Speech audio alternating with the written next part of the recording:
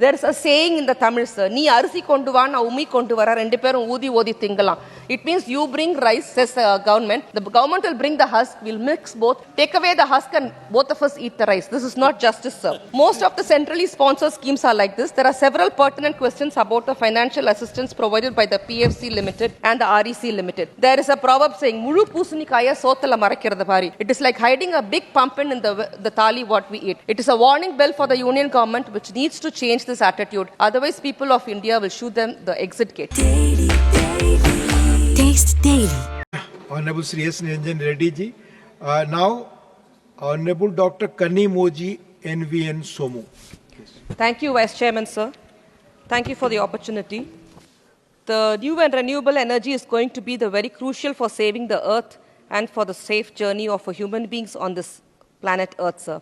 It's just not power generated from the non-fossil energy sources like the sun or the wind or the biodegradable waste. But it's a life-saving mechanism that is indispensable to renew our Mother Earth. It is the only way to free our next generation from the clutches of the ill effects of the greenhouse gases and depletion of the ozone in the atmosphere. Sir, the rising sun is always indispensable for the development of our country.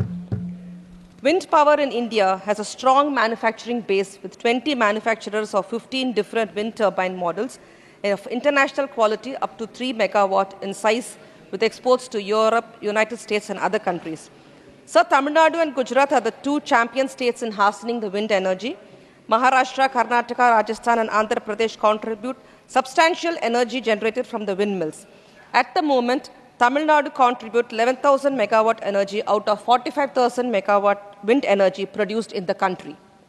So the primary objective for developing the renewable energy in India is to advance the economic development, improve energy security, improve access to energy and mitigate climate change. India is responsible for nearly 70% of the global carbon emissions, sir, ranked fourth next to China, that is 26.83, the USA 14.36, and the Europe 9.66, causing climate change and also severe damages to the ecological balance in the world. So we have imported hundreds of millions of tons of coal and continue to import several million tons for our domestic need. It is very important for our country to reduce the reliance on coal and oil in the coming years. There is an urgent need to find alternate sources for generating electricity. Our country must have a rapid and global transition to renewable energy technologies to achieve sustainable growth and avoid catastrophic climate change. So renewable energy sources play a private role in securing sustainable energy with lower carbon emissions. The union government has to develop and design more proactive policy programs and a liberal environment to attract foreign investments to upscale India in the renewable energy market at a rapid rate. One of the other advantages of renewable energy sector is that it is expected to create a large number of domestic jobs over the following years. Given the numerous potential of renewable energy in the country, coherent policy measures and investor-friendly administration might be the key dividers of India to become a global leader.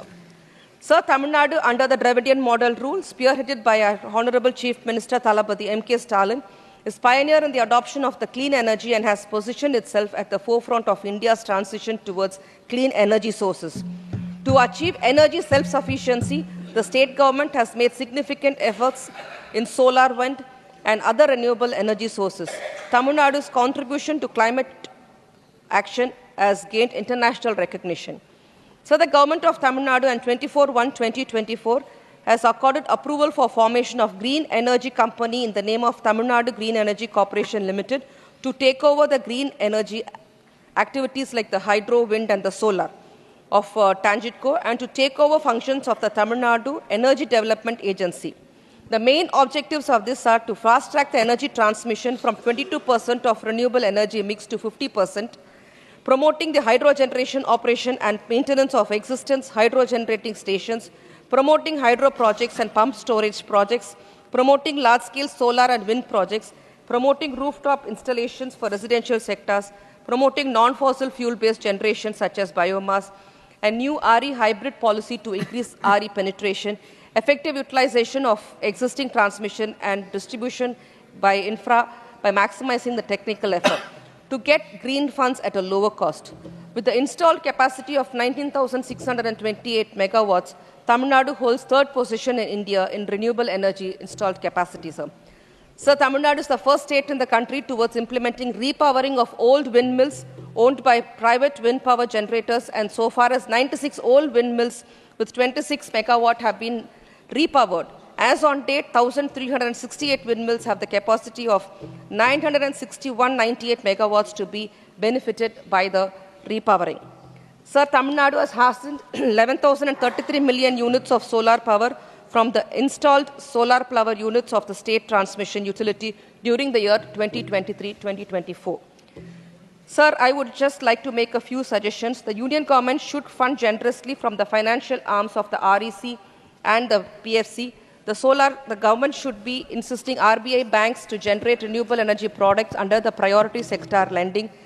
The Union Government should collaborate with the state governments and private institutions to establish land banks with fully ready-made lands for establishing solar and wind power plants. They should also create a dedicated green energy corridor grid connectivity. They should also do a multi-ministerial agreement to create a dedicated transport channel, sir. Sir, the Union Government has allocated 19,100 crore of Ministry of Renewable and Energy for the year 2024. The Union Government is expected to add 15 to 18 gigawatt power for the year. For this kind of acceleration our country wants to achieve, this allocation seems to be highly inadequate. The execution timeline of the capacity addition would continue to hinge on the regulatory stance towards import duties on cell and modules, support towards domestic cells and modules manufacturing, and indigestion push towards domestic equipment sourcing. So the ambitious Pradhan Mantri Surya Ghar Mufti Bijli Yojana, which aims at providing subsidized rooftop solar installations to 1 crore households, has been nearly allocated 10,000 crore this year, sir. The government gives rupees 30,000 as a subsidy for the 1 kVH rooftop solar and 60,000 to the 2 kVH rooftop solar and 78,000 for the 3 kVH and above. To generate 300 units of power per month, a 3 kVH rooftop system has to be installed. Sir, if a person wants to install a 3 kVH rooftop solar system in his house, the maximum subsidy he gets is 78,000 only. He has to spend an additional amount of 2 lakh rupees to achieve this, sir. But the government still has the audacity to boast that they provide 3,300 units of power free every month.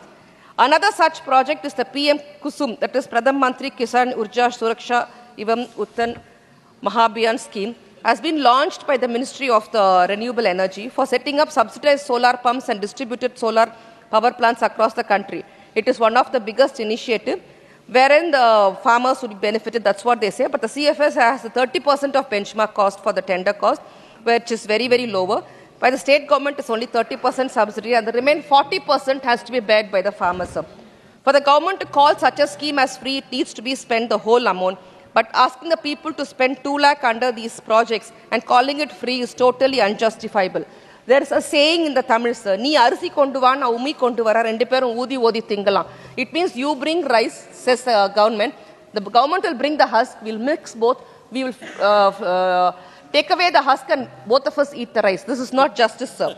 Most of the centrally sponsored schemes are like this. There are several pertinent questions about the financial assistance provided by the PFC Limited and the REC Limited.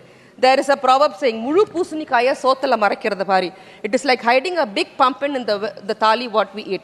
It is a warning bell for the Union Government, which needs to change this attitude. Otherwise, people of India will shoot them the exit gate. Thank you, sir. Thank you. Manya Shri Sandeep Kumar Pathak.